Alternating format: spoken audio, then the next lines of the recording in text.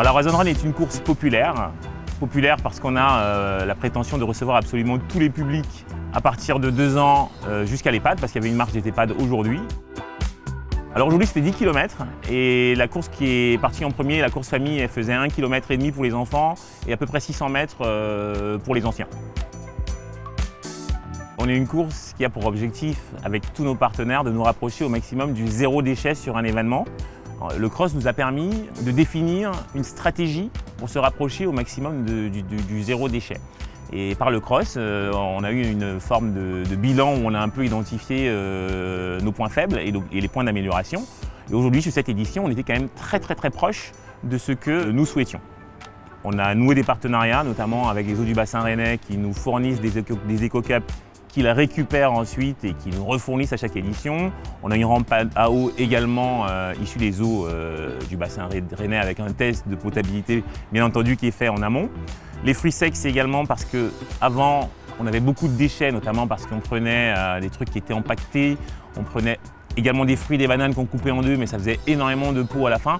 Donc la solution d'acheter en gros nous permettait également de limiter notre consommation en déchets.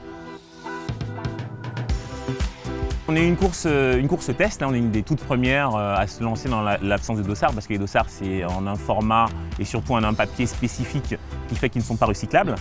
Donc on a décidé de tout miser sur les puces, parce qu'avant les coureurs avaient des puces qui permettaient de donner leur temps et en même temps des dossards qui permettaient de les identifier. On a décidé de supprimer le dossard et de se contenter de la puce qui joue un peu le rôle que jouait le dossard. Alors la puce c'est un tout petit rectangle qui servait le jour de la course ensuite, et nous on les récupère. Il y avait plein de bénévoles qui coupent les puces au niveau de la chaussure à l'arrivée parce qu'elles sont réutilisables à volonté. Alors c'est vraiment une petite puce électronique qu'on attache sur la chaussure, dans le lacet en fait, et qu'on clipse avec les petits zips, donc on ne sent absolument pas pendant la course.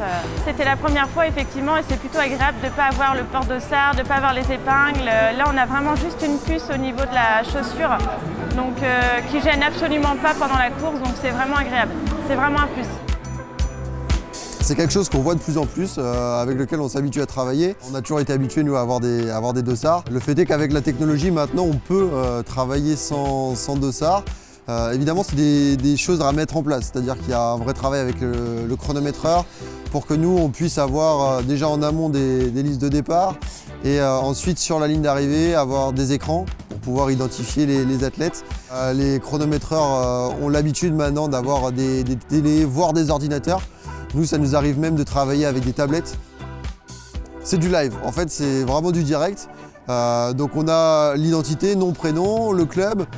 Et ensuite, en fonction de ce que l'on a décidé en amont avec les chronométreurs, on peut avoir la catégorie, l'âge, voire d'autres informations si besoin.